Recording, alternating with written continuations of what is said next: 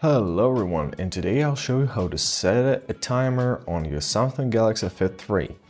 So first of all, swipe down and in the app list, find your timer tab. Press on it, and here you can choose from one of the presets. For example, let's choose a 3 minutes one. You can also add your custom timer by pressing this gray tab here. Set your hours, your minutes, and your seconds. You can simply pause by clicking this button or delete it by clicking this button.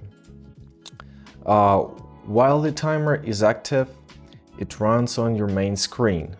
You can see it here. To gain a quick access, just click on this icon and you're already here. I hope this video was helpful. Thanks so much for watching. Have a good day.